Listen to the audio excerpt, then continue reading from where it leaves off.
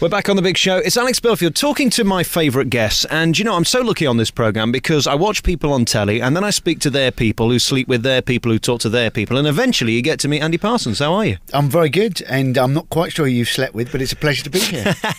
How's it going? Because it seems fun to be you because you're a comedian. Yes, well, sometimes it is. Obviously, you know, the perception is we just lounge around all day, drink heavily at night, get to meet some people and generally lauded around the streets. Obviously, there is a little bit of work involved somewhere along the way. And what exactly does that consist of? Going to a lot of places around Britain which aren't necessarily as welcoming as they might be. But gradually, as you move up the comedy ladder, the places get better. I think you've got a tough job because you go on all those quizzes where you have to be a clever dick and you have to be spontaneous and you have to be funny. And that's not easy, is it, really? Especially if you've got Dara O'Brien there or people who are funnier than you are. Not that I'm saying Dara is funnier than you. You haven't set that question up at all well, have you? I really ought to start writing these down. It'd save uncomfortable moments like that. Life is tough for you, Andy, when you're on with lots of funny people. Yes, I mean, that's part of what you're paid for. If you're on with 6 other comics, you've got to fight for space, but you've also, most importantly, you've got to fight for the eye of the production team and make sure the edit does you a favour. And if you record, as we do, 3 hours for Mock the Week, you can see that in any given half an hour you can look fantastic or you can be made to look a bit of a fool, and you've just got to hope the edit does you some favours. And the problem with that programme I've got, you're all very funny, but I find it uncomfortable at times with that mic bit where everybody starts chinning each other to get to it. Is that for shtick and for the act, or is that really competitive? I think that's the disadvantage of having a 3-hour record, is that it never used to be that competitive, and it has become too competitive, and it's not an aspect of the show that I enjoy. But obviously, if you don't get to the microphone, you won't get in the edit, and you know, nobody will understand. You know, if you just stood there on the sideline or stepping off the step and never quite making it to the microphone. I've always found comedians curious people. I love the old guys. I love getting Doddy on and Ronnie Corbett and people like that. And then there's your lot, which are the young guys that are very irascible and funny, and you don't mind saying anything because you'll push the boundaries if you have to. I see you as kind of middle ground. You're not that Frankie Boyle who tries to be shocking every time he speaks, but you're not a camp old nonsense comedian. You've kind of found your own niche, haven't you? I haven't done puns. I've not done puns, and I've not gone into the twilight hours doing a 6-hour show with 4 jokes a minute. No, I mean, I talk about what's going on in the news, and you know, that obviously you try and surprise people because that's what comedy. That's an essential element to comedy. But I've no need to get people to break down in tears, upsetting themselves. And have you got to be a bit odd to be a comedian because you've got to look at things in a funny way, haven't you? I don't think that's necessarily true. That is obviously one aspect. You could have been tragically abused as a child, be very unhappy, been desperately to get yourself together, and that's the only reason, you know, and you just need the love of the whole public.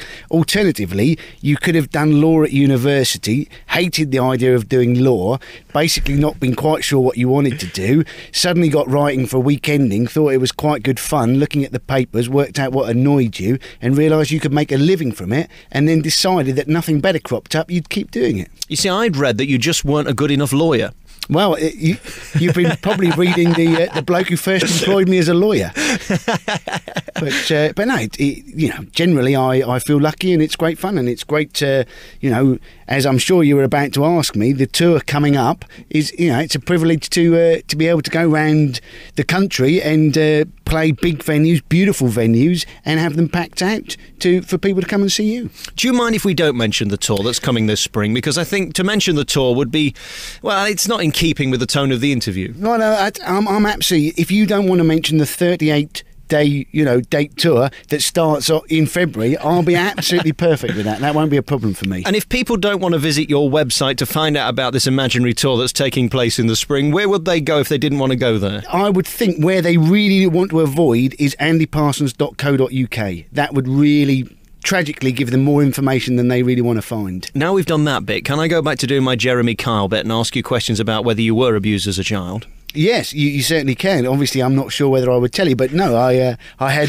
There's no very little angst in my life, and the angst usually happens when you wake up and you read the papers and you go, "How has that happened?" And then you go, "Brilliant! I'm glad it has happened because now I've got something to talk about this evening." I was watching David Letterman the other night, and he said that he's so depressed about this election because not to have W there just takes away 50% of his act.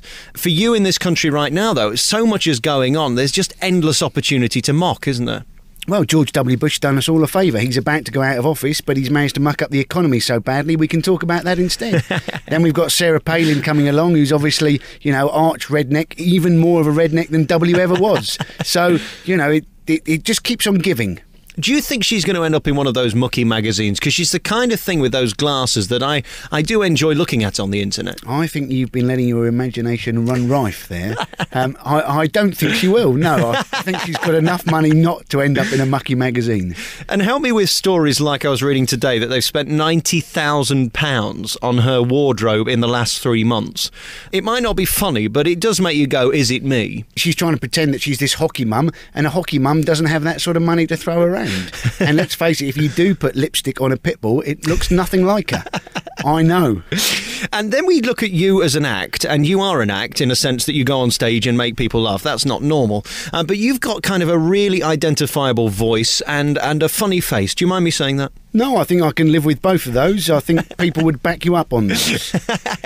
But also, I hope as well that people have a vague idea, if they were going to come to a tour that may or may not be happening, that they would have an idea of the material. And, certainly this will be my second tour, and the first one was great, is that, there's a wonderful thing about people coming to see you do what you do, and they've had an idea either from radio or TV what you do, and they like it, and it's very flattering and gorgeous. And you're so lucky to have the radio stuff, which really came before the TV stuff, because we got to know your voice, and that's really your calling card. I don't mean in a Joe Pasquale way. Your delivery, did that come naturally to you, or is this the way you talk generally and when you're a lawyer?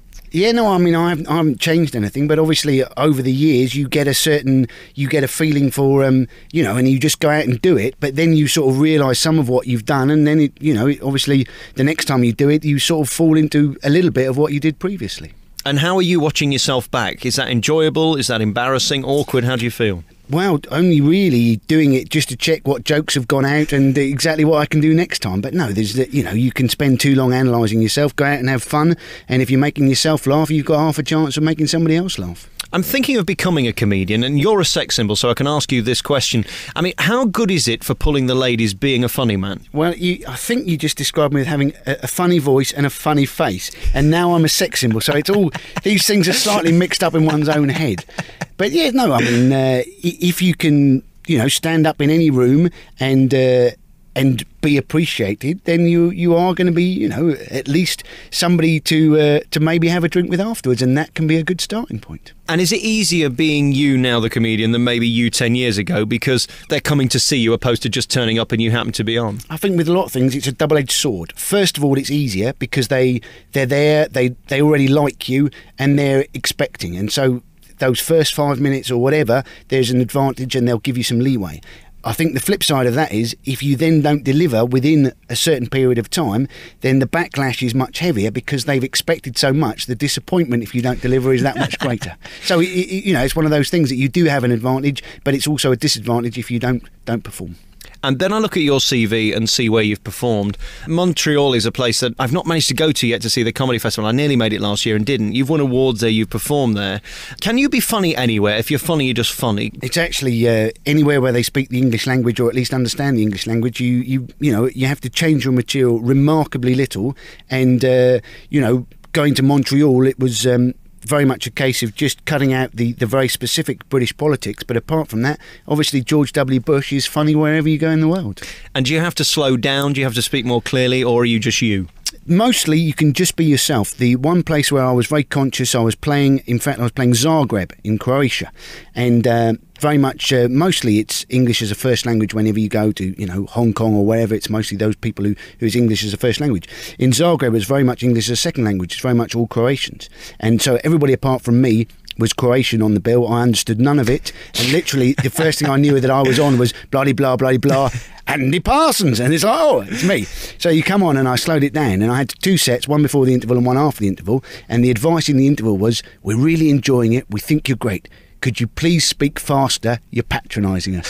So My advice would keep at your normal pace. And how fun is that? Do you go with somebody or do you go alone? Because I find trains, planes, cars by yourself, and especially hotels and B&Bs, incredibly depressing. Right. Well, maybe the life of the gigging comic is not for you. But for me, it's a chance to do some reading. And usually when they're there, you're looked after brilliantly.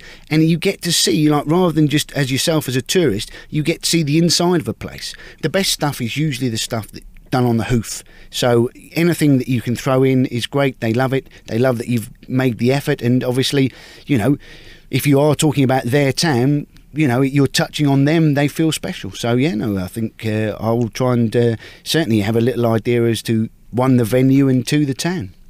And the ad-libs from the audience, it still gets tremendous laughs, doesn't it? Well, you know, they do know that it can't be repeated. If it's, you know, let's say we're talking about the venue, or we're talking a person in the audience, or something that's happened, some sort of gaffe, you've mucked something up, they know it won't happen quite like that again. And so that's, for them, that's a special moment. And yeah, no, rather than trample on it, I think it's enjoy it and expand it.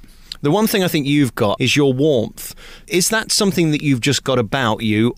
You can't really work on that bit, can you? No, it's something that hopefully I've had since I started, and it's a wonderful thing that, you know, when you walk out, people, you're already getting half a smile, and that's definitely a bonus and something to be cherished, and hopefully something I won't lose. And with a show like that, how much are you thinking about the recording of it? Is it all week just trying to get stuff up there so that you're ready to come back if the moment arises? Yeah, I mean, it's exciting because obviously you know, it's your chance to give your take on the week's news, and you know, if something's happened that really's annoyed you, there's a chance to go out to 3 million and plus people with your opinion as what's gone on, and you know, you're hoping to persuade everybody that what you think is not only funny but right.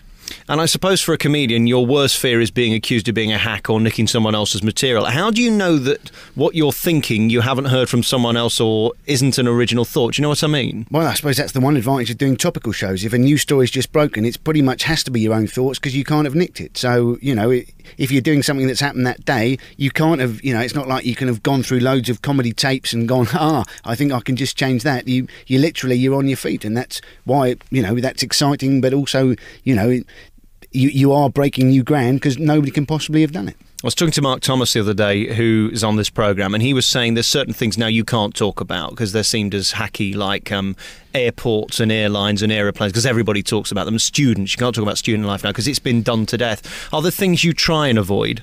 Yeah, no, I think airports is reasonable, but you know, even with airports, let's say, you know, if something's just happened, like for instance, there was the Qantas flight with the hole in it fairly recently. You know, if there's things like that happen which are that week, then you know you've got to talk about them anyway. It doesn't matter, you know. And there's always going to be some stories with students with tuition fees or whatever. I think, you know, there aren't, you know, hack sort of topics as such. There's just hack ways of dealing with them, and there's always a new way of finding, you know, to deal with whatever comes up. And then looking at the show generally when you're on the TV, do you set each other up, or is it just every man for himself? It is sadly pretty much every man for himself. We do get on well off stage, which is definitely a bonus because when we're on stage, it is a fairly pressurised atmosphere. But yeah, no, you're always pleased if you know, if you can get a bit of 1, 2, 3 going, and you can look funny and they can look funny and everybody's happy. Going back to the radio stuff, which you did originally, that I think you're brilliant at, Parsons and Naylor and all the stuff you've done for 2, 4, and I think you're on 7 now as well on repeat. I hope you get a lot of money for that. Yeah, no, there's definitely £3 there coming my way. Radio's so much more intimate, isn't it? You have to kind of play it a little more differently, or do you just do your act? Obviously, you're slightly more in control of the radio than the TV. There's less people on it. You're more in charge of the script and who else is on the show. So that aspect is very enjoyable. And you know, I would love obviously to get to the stage where maybe some more of what I've done on the radio could maybe transfer to the TV, and I'm working in that direction. I went to see Steve Coogan a few weeks ago, and he did the entire show off cue cards because he couldn't remember what he was saying next, which I think is just appalling at £35 a ticket. How do you learn your show? Because you can't really do it off the cuff. There's got to be a certain basis to the show, hasn't there? Yeah, no, I mean, I don't have any cue cards, and I know the show, what I would set out to do if there was no interaction or whatever from the top, and obviously you'll forget certain bits, but generally you'll know what you were going to talk about. You'll have little sections in your head, and you'll think, oh, let's do that, and then something may kick off and you may do a bit earlier or a bit later. you may decide that a certain bit's not working, and maybe tonight that's not the night for it. I guess part of the thing is always have slightly more material than you actually need to use, and then you can just flick through in your head, oh, let's do that now, let's not. That's the fun of it, really, in some ways, editing yourself before you've actually got to do it. So, but no, I would, if I went to see somebody and I thought they were reading off a script and I'd paid the sort of money that I expected them to give me a fully polished show, I'd be very disappointed.